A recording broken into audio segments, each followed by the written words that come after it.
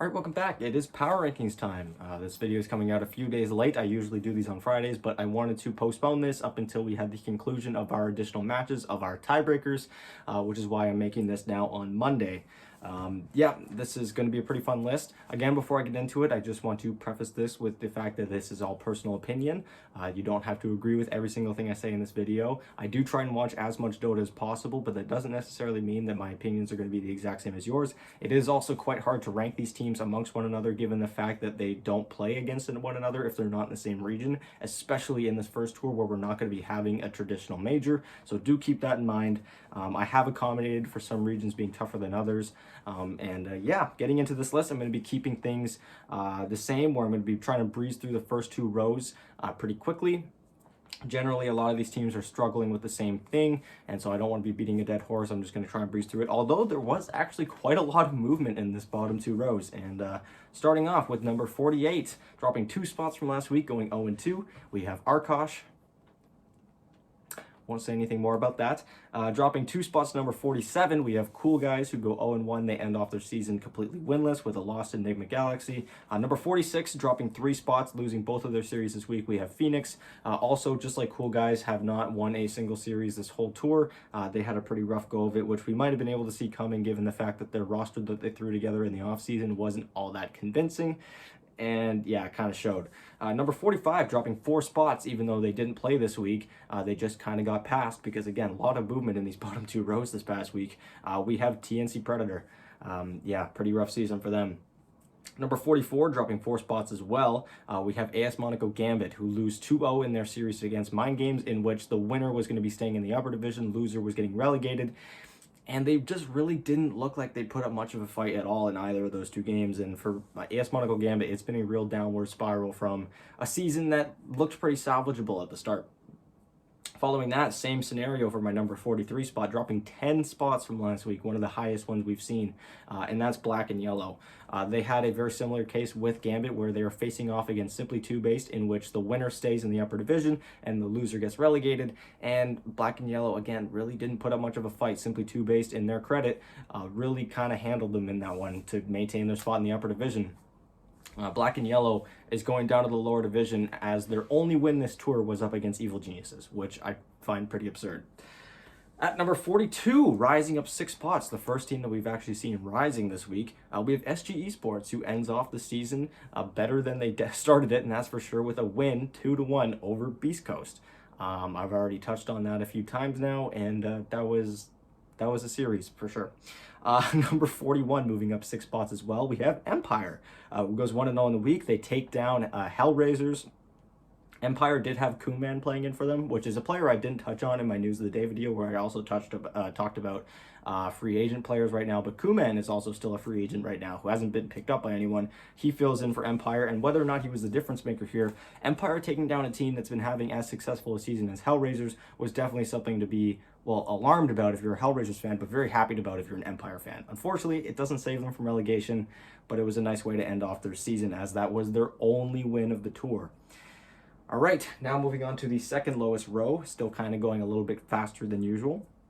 At number 40, dropping 4 spots, we have No Ping. They go 0-2 on the week, including their tiebreaker match. They took a game off the Thunder Predator, which I thought was pretty impressive, but, you know, I kind of just addressed that as maybe a one-off, because immediately after that, they proceeded to get absolutely demolished by Thunder Predator, and then they lost their tiebreakers to Hikori. So, yeah, they're going sent down to the lower bracket, a lower division that is, but yeah, rough week overall for No Ping.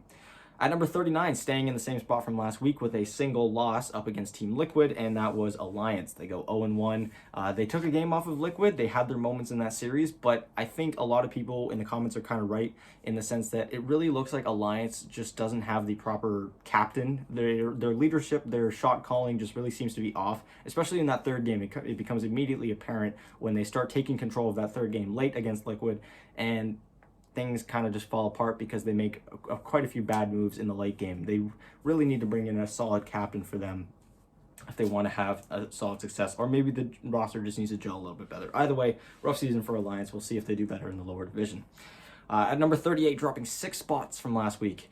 It's been a rough tour for Invictus Gaming. If that sounds like an understatement. Oh my God, this team has crumbled. One of the hardest I've ever seen a team fall apart so quickly. You know, they lost Kaka in the offseason. And yeah, they took a game off of PSG.LGD in their series against them, which I thought was pretty good. But even if they had won that series, maybe they would have been a little higher up on this power rankings, but it wouldn't have saved them from relegation. They are going to the lower division, which is pretty insane to think about. Following that, number 37, dropping 8 spots, and this one might be a little controversial, but we have Motivate Gaming, who loses their only actual series of the week up against OB Neon. They then follow up by losing both of their matches in the tiebreakers, and the controversial part being that in their second game up in the tiebreakers, where they played against Execration, in which the loser was getting relegated, their carry player disconnected from the match 5 minutes in and was not able to reconnect, so they had to play the game 5v4. And even playing a man down, they had a lot of really good moments, but playing 4 versus 5 in Dota, at least at a pro level, is significantly more difficult. And so, you know, even though they had their moments in there, they unfortunately were not able to take the game. That's not why I dropped them. I just dropped them in general because they haven't won a series since the first week of the DPC, and that continued.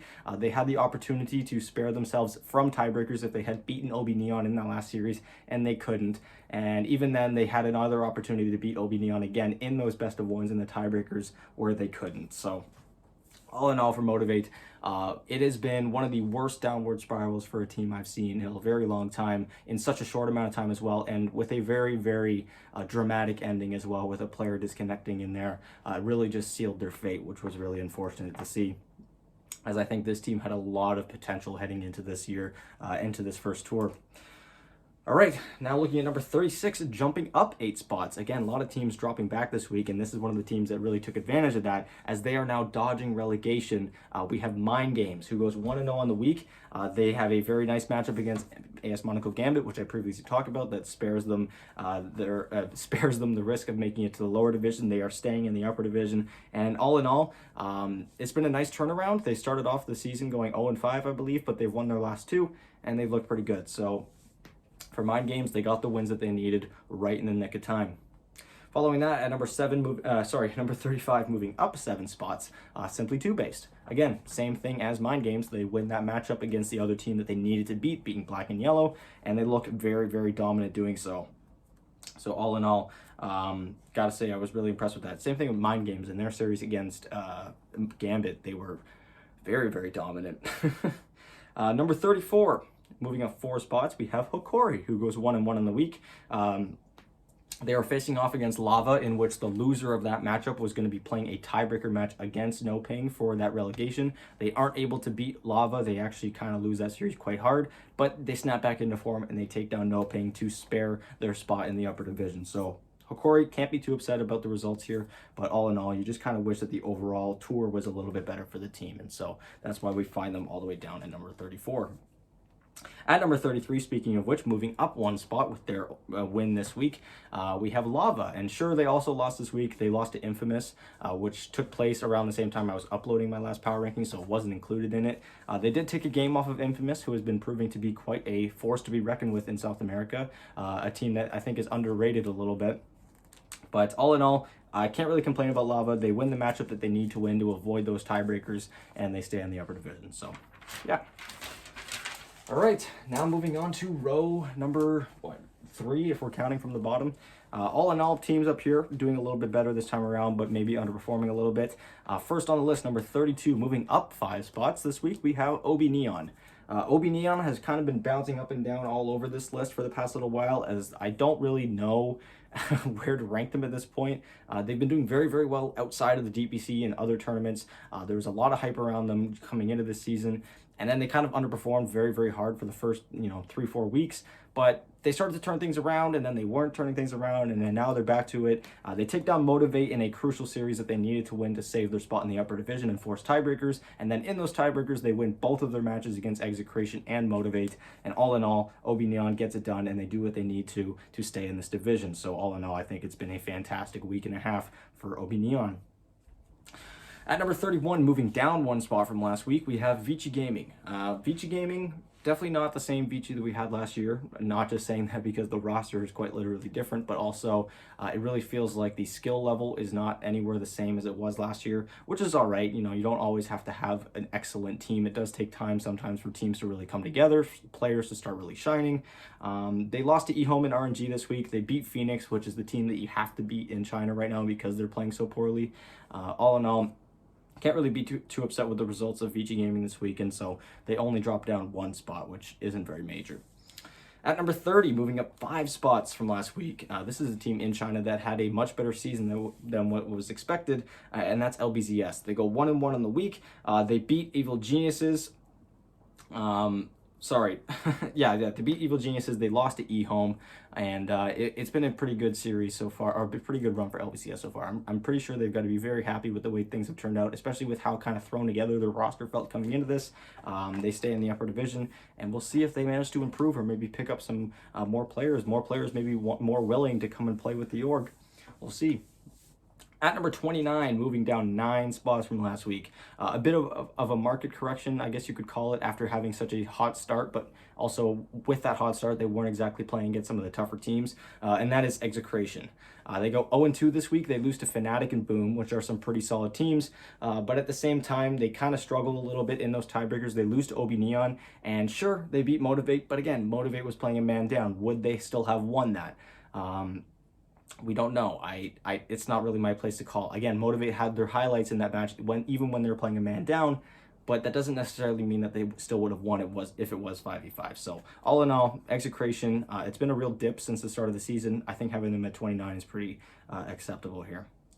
At number 28, staying at the same spot from last week, despite the fact that they lost both of their series, and that is Wildcard. And both of those series were up against 4 Zoomers, one of which being a part of the actual DPC, and then the next one being a tiebreaker matchup for 4th and 5th place. And unfortunately, they just could not overcome 4 Zoomers, who already finds themselves ahead of Wildcard on this list. So I didn't really punish Wildcard all that much. They probably would have dropped if some teams had passed them, but in general, not a lot of teams really passed Wildcard. But I still think they were playing quite well. They've been playing very, very well throughout the back half of this tour after having a really rough start to the season. And so, yeah, all in all, they're at number 28 right now. At number 27, dropping 15 spots. This is the biggest drop that we're seeing on this power rankings, and that is for Hellraisers. It has been hell. Hell has been raised for the Hellraisers this past week and a half. They've gone 0-3. You know, they played against a lot of the weaker teams throughout the first half of the tour, which is maybe why their record was a little bit inflated. You know, they started off the tour 4-0, but then when they started playing against teams like Team Spirit, like PuckChamp, that's when they really started to struggle. But then they started losing matches where it didn't really even feel close anymore. Like their series against Virtus Pro, in which it was a tiebreaker match, a rematch of the first series of their that they played in this tour, in which they got demolished. They lose 2-1 to Empire, who hadn't won a single series to that point, and this is where it gets a little bit alarming for Hellraisers, as this past month has shown me that they're not exactly up to snuff with the top teams in this division, and now they're starting to lose games to some of the weaker teams in this division as well. So yeah, it's been a big drop for Hellraisers. They are still in the 4-team player series for Eastern Europe. They still managed to place themselves ahead of Na'Vi in the standings. Whether or not they do very well in that, we'll see. Given that they're 4th seed right now, I'd imagine they're going to be put up against Team Spirit, which is pretty much certain death at this point. But who knows? Maybe they can put up a stellar performance and take them down. We'll see. And at number 26, staying in the same spot from last week, we have APU King of Kings. They beat Hikori this week. They did lose to Infamous and Beast Coast 2-1. All in all, I think they had an okay week. They weren't able to take out Beast Coast in those tiebreakers, unfortunately. Beast Coast was playing with a stand-in as their carry, so we don't know how it would have gone. They also were missing Sexy Fat. Sexy Back. They were missing Sexy Fat for their matchup as well against Beast Coast in those tiebreakers, so we don't know how it would have gone if they were playing at full force. Rumor has it that Sexy Fat is maybe getting scouted by some other teams or is going to be leaving the team soon. But yeah, King of Kings, I think they're pretty okay with the results this week, and that's why they don't see any movement on this board. And number 25, rounding off the bottom half of this board, around the halfway point of this video, I'd imagine. Maybe a little bit less than half, given the first little bit was a little bit faster. We have Na'Vi dropping down 2 spots. They go 0-1 in the week. They lose 2-0 to Virtus Pro. And honestly, for Na'Vi, I was really kind of giving them the benefit of the doubt, in which they weren't really winning a lot of matches as of late, but they were putting up a hell of a fight against some of the better teams at that point. Like Hellraisers was still playing very well. They had a fantastic first game, a fantastic series there. Team Spirit, they were the first and only team, I believe, that took a game off of Team Spirit. They looked fantastic in that series, but they just weren't able to win the series, but I thought they were playing very well. And this series against Virtus Pro, they just weren't playing very well at all. So I dropped them down 2 spots for that. At number 24, moving down 7 spots this week, we have Beast Coast, who goes 1-2 on the week if you include their tiebreaker matches. They lose to SG Esports, which was the real shocker. They then followed that up with a pretty convincing loss to Thunder Predator. Sure, for the first game was a little bit closer, especially that ending, but I think overall the bigger picture of that first game was still very one-sided. It was still very unlikely that Beast Coast was going to win that. They do take down Cam Kings in that a head-to-head tiebreaker matchup, but again, they were playing with a stand-in, so how much of a role did he actually play in that? How much different would it have been if Hector was still playing? I know after the matchup they had mentioned that Hector, every time he loses, or most of the time when he loses, he gets really in his own head, he gets really stressed out, and so sometimes he has to sit out. If this is something that we see more from Beast Coast, more of that inconsistency, then will they still be the same team? Will they have to make changes? Who knows? But it's been a pretty rough week for Beast Coast. Again, getting struck with that inconsistency, and that's why we find them at number 24. At number 23, dropping 1 spot this week, although they probably could have dropped more, and that was Nigma. They start off by ending off their season against Cool Guys with a nice win, but man, was that a rough day of tiebreakers for them. They lose all 3 games, and quite frankly, none of them look close. And for a team like this, who recently made some roster changes, less than a year ago, bringing in ILTW. It's very common for as soon as they lose, for fans to immediately turn on ILTW or turn on Kuroki or anything like that.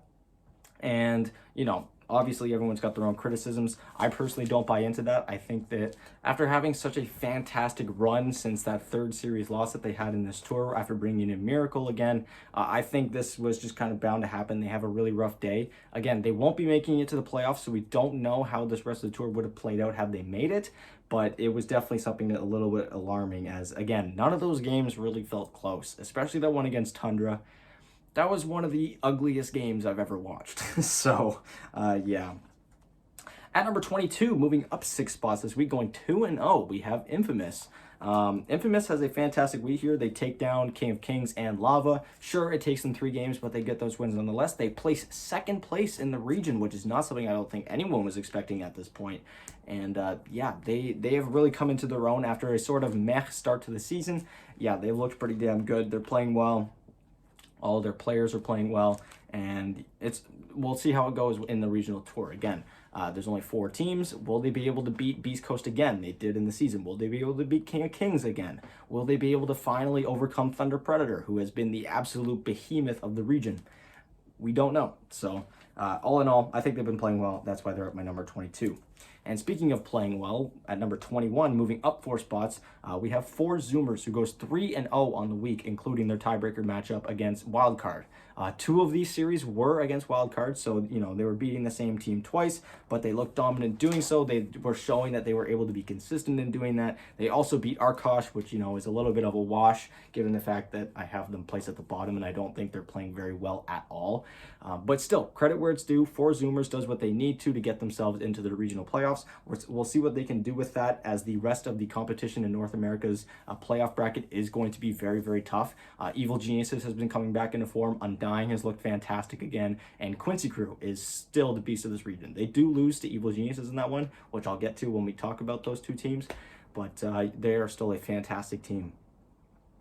At number 11, moving up, at number 20, moving up 11 spots. This is a team that, very similar to Team Nigma in my last power rankings, was kind of due for a bounce up. I was just waiting to see a little bit more consistency from them, and when they beat Tickles, it really showed me that they had it, and that is Team Secret. They do have a pretty meh tiebreaker day, but again, for the same reason I'm not busting Nigma all the way down, that I'm just kind of keeping them there. I think they have really kind of come into their own a little bit. I think teams will have to worry a lot more about Team Secret as long as they stay together and as more time progresses. They've been playing fantastically. Again, they kind of have a mad day of tiebreakers, but I think they've been playing very, very well, and so I have them at my number 20. Just breaking into my number 20 as well, moving up 5 spots from last week, we have eHome, who goes 2-1 on the week.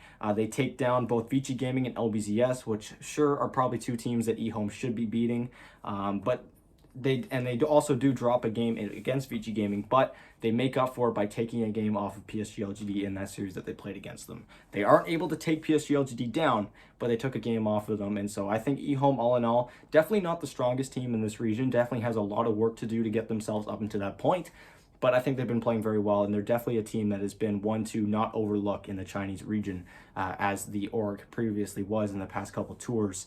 So, yeah, fantastic week for them. At number 18, it's been a slow, steady climb for this team as well. They move up 3 spots in this specific week. They go 2-1, and that is Virtus Pro. They beat both Na'Vi and Hellraisers. Hellraisers matchup being in the tiebreakers, and that was a complete stomp of a tiebreaker matchup. And the only series that they lose is to Team Spirit, which everyone has lost to Team Spirit so far this year. So I don't punish them too much for that. Again, I think they've been playing fantastic. Whether or not they stick with the roster changes that they've made recently, where they benched Kingslayer, aka Ilias, and they brought in Hakoda, we don't know. I think Hakoda's been playing fantastic. But again, whether the players feel the same way, whether the org feels the same way, we'll have to see. But the team has looked really, really good since the start of this new year. And finally, rounding off our third row on the board at number 17, dropping down 2 spots this last week, we have RNG, who goes 2-2. They had some nice wins this week. They take down Vici Gaming. They beat Aster in their actual series against them in the DPC format. However, they aren't able to replicate that in their tiebreaker matchup, in which they had to play against Aster once again. Aster kind of gets the best of them there. It was a very dramatic final game, too, if I'm not mistaken, that third game between Aster and RNG in those tiebreakers that ended up deciding it. So I think these two teams are very close to one another, RNG and Aster. But again, they just aren't able to consistently beat Aster enough. And in that series against PSG.LGD, man, that game, too, was tough, man. They had them by the ropes. They had PSG.LGD by the jugular, man, and it just slipped away. It ended up being a fantastic game. It was like an 80-minute long game. PSG.LGD showing why they're so damn good, but man, for RNG, who was on the receiving end of that comeback match, it was a little rough. So I have them at my number 17. And now, ladies and gentlemen, that takes me into my top 2 rows here. Starting off with number 16, very similar to Virtus Pro, as both of these teams have kind of come into their own pretty much in the same way around the same time as well, and that is Evil Geniuses, who goes 1-1 in the week. Like I said, comparing them to Virtus Pro, they start off a lot worse than what a lot of people were expecting, while not playing terribly necessarily. They just weren't playing up to the standards that the org has set for themselves. But they make some roster changes, whether or not it was intentional, where Nightfall, maybe wasn't able to keep playing because of personal reasons, or whether or not the team felt like they needed a change by bringing in MSS. The team has looked fantastic since the turn of the new year. They have looked dominant. They take down both Quincy Crew and Undying. And sure, that matchup against Quincy Crew was very close, especially that game too, where maybe Quincy Crew should have won that. They eke out the win. The only thing is they do end up losing the rematch against Undying in those tiebreakers, in which Undying really looked like they had their number there. It really did not feel that close. But all in all, I think Evil Geniuses are pretty happy with the way things have turned out. Finishing 3rd place after having such a miserable start to the tour, I think is something that they can be pretty happy about, like I said. So, yeah, they're my number 16. And at number 15, dropping down 1 spot this week, even though, they had a pretty good week, I'm going to be completely honest. It's just the further you get, the closer you get to number 1, the much more difficult it gets to start climbing. And we see that for OG. They have a very good tiebreaker matchup. They just aren't able to overcome Tundra, and that ends up being their only series loss this week too. Before the tiebreakers, they get stomped 2-0 by Tundra, and by stomped, I mean it was a stomp, man. Not as bad as Tundra versus Nigma, but it was a one-sided series, and they just can't get the best of Tundra throughout the tiebreakers either. They are able to take down both Secret and Nigma, which secures them top 4. I think they're still playing quite well, but again, I'm just not really feeling like they're playing on the same level as a bunch of other teams that I have placed ahead of them. At number 14, moving up 1 spot from last week, we have Undying, who goes 2-0. They start off by beating Arkosh, which, again, not something to write home about, but then they take down Evil Geniuses in their rematch there, really showing that they were pretty pissed off by their last loss to Evil Geniuses, and they secure themselves 2nd place in the division, which I think is fantastic. Again, they played very well. All of their players playing fantastically. Tomato has a great series. All in all, yeah, a lot to be impressed about with Undying, and that's why they're my number 14. At number 13, dropping 5 spots this week. Despite, again, not having a terrible week, they just aren't really playing up to par with a lot of the teams I have up here right now, and that is SMG. They don't play any matches in their actual DPC schedule. They only play in tiebreakers, in which they lost both of their games to both Fnatic and T1.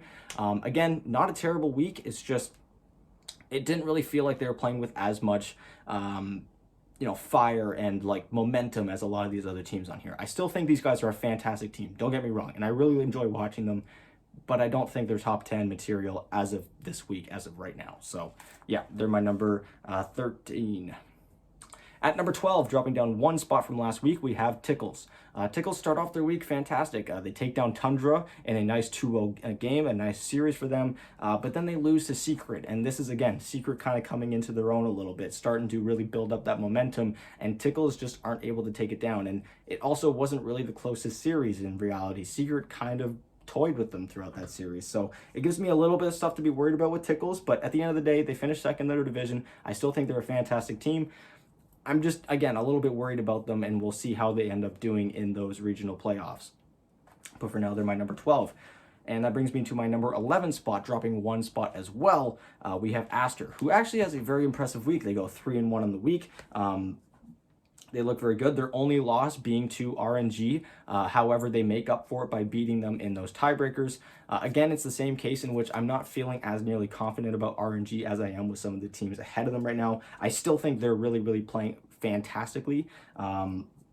Again, they don't exactly have the toughest matchups this week. They play against IG and Phoenix, which, again, are 2 teams that you have to be beating, but they're getting those wins. And so for Aster, they're definitely a force to be reckoned with. They're definitely a team to keep your eye on. I'm really, really upset that there isn't like a major where we see the regions play against one another, because I really would love to see how these teams would actually play against one another, especially with how many brand new rosters that we have, like, OG, like Tickles, and those are just Western European ones, but, some other regions, like Quincy Crew has basically a brand new roster from their last tour.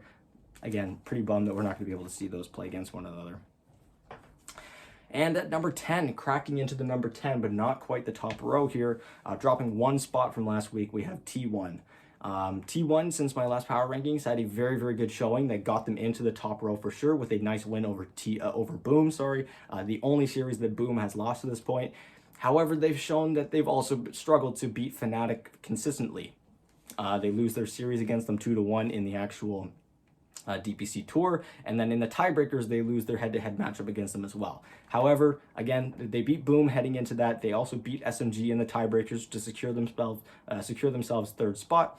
But all in all, I don't feel, again, as confident about them, but I still think they're playing very, very good Dota, and so I have them number 10. All their players are playing fantastic. 23 Savage is being 23 Savage.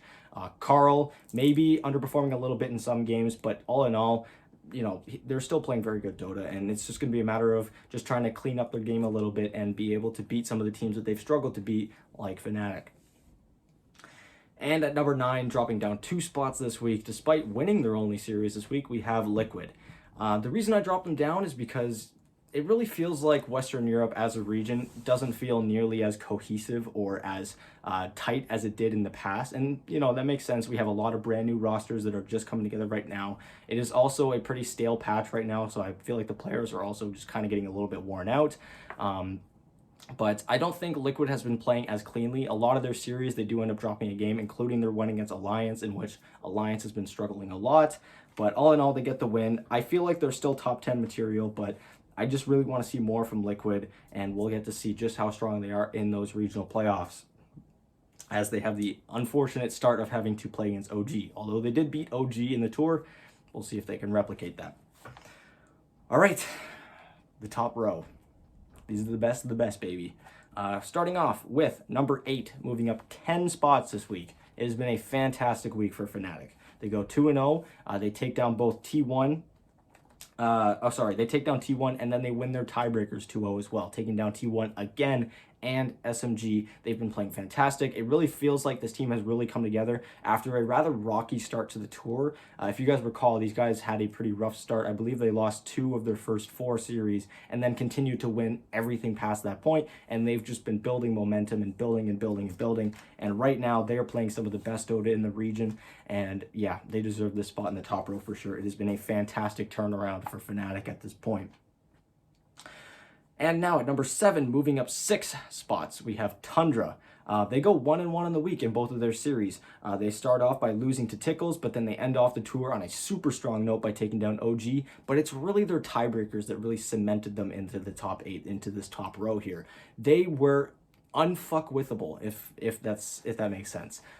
They could not be touched, and it really felt like, even though they were kind of running the same draft, the same strategy every single time, it really felt like that for a good part of the tour.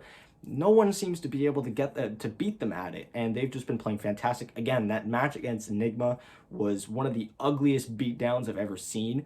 I think these guys have been playing fantastic. They're really coming into their own. Again, I'm really excited for these playoffs. I want to see more consistency from them, as that's been their main problem this tour. I know that they can play this well on a regular basis. It's just a matter of being able to bring this game, this A game that they have, every single series that they play, which again has been an issue for them.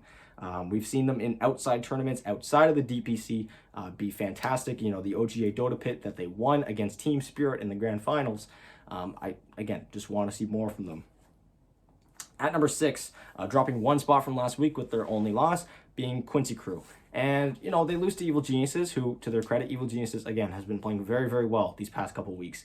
But even in that series, Quincy Crew played very, very good Dota. Game 1 maybe wasn't their best showing, but Game 2 was fantastic. Quincy Crew was making amazing calls. It felt like they were taking really good fights until the late game, when I think Evil Geniuses started getting the edge on them, and they just weren't able to close out the game. And so even though they lose this series, it was a very, very close one, which is why I don't drop them down too much. I still think they're playing fantastically. I think Kezu, as a shot caller for the team, has really, really made his mark, especially after TI10. If you guys have been watching me since TI10, you'll know that my main criticism of Quincy Crew at TI was that their team fight coordination, it looked like a bunch of chickens with their heads cut off. And since he's joined the team has looked fantastic. Yawar and Quinn are playing fantastically. The support duo of Milan and Ponlo are playing great. The drafts are fantastic. The strategies are great. Again, they aren't able to beat Evil Geniuses here, but they're playing very well. And at number 5, moving up 1 spot, again, despite not playing this week, but they just passed Quincy Crew because they did have that setback. We have Puck Champ. They end off the season quite well. Again, no matches to speak of about them this past week.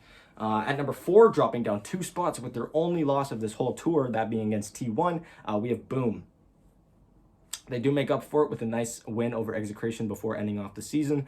I still think these guys are playing fantastic. I think that T1 was just playing their best Dota of the entire tour up against Boom at that point. And so I still think Boom is probably the best team in the region, at least at a consistent level. And we've seen that from them.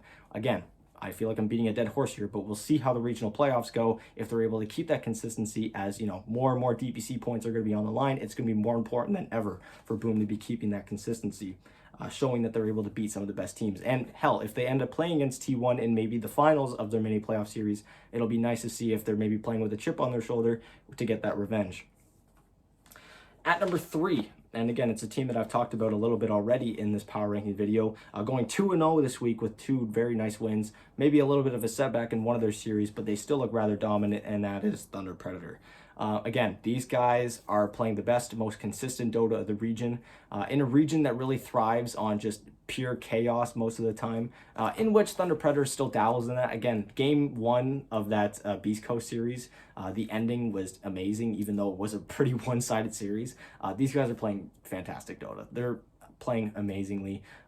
They're the front runner right now to win the entire region in this upcoming 4-team playoff series. We'll see if the other teams that are supposed to be as good as them come back into form. I'm talking about Beast Coast. You know, Infamous now has been looking very, very good. Same thing for Kings. But right now, yeah, I can't really say anything bad about Thunder Predator. That one loss to No Ping maybe looked like a bit of a fluke, as immediately after that loss, they just snap right back into form and completely demolished No Ping. So, yeah. All right, at number 2, I think we all were expecting this team to get here eventually. Moving up 3 spots from my last power rankings is PSG.LGD. And I'll just put it up right now. Number 1, Team Spirit. Yeah, I don't know what else we were expecting at this point. It just took time for PSG to get here just because they hadn't played as many series as everyone else, but they really are still playing some of the best Dota. They are dropping games here and there, but again, it's to very good teams. And that game against RNG, again, to touch on that, that comeback in which it looked like pretty impossible to lose that game if you're RNG. It's just PSG.LGD, you can never count them out. They play fantastic. You know, nothing to say is playing well. I think he even lost a game on Tinker this past week. But in that series, their opponent was just playing fantastic. But yeah, all in all, PSG.LGD and Team Spirit, my number 1 and 2 teams, just like the way the Fairy Tales would have drawn it up. Again, very unfortunate that we don't get to see these two teams play against one another in any sort of major format. But yeah, that's my power rankings. Thank you guys so much for watching. Hopefully you enjoyed. Again, if you disagree or agree with anything I say in this video, let me know in the comments down below. Thank you guys so much for watching. Join the Discord, link in the description. Like, share, subscribe, all that fun stuff. And I'll talk to you guys tomorrow. I'm going to be having a lot of reviews going up throughout the next few days. And yeah, if you guys don't want to miss that or any of the news videos I'm going to be doing, feel free to like, share, subscribe, and I'll talk to you guys tomorrow. Bye.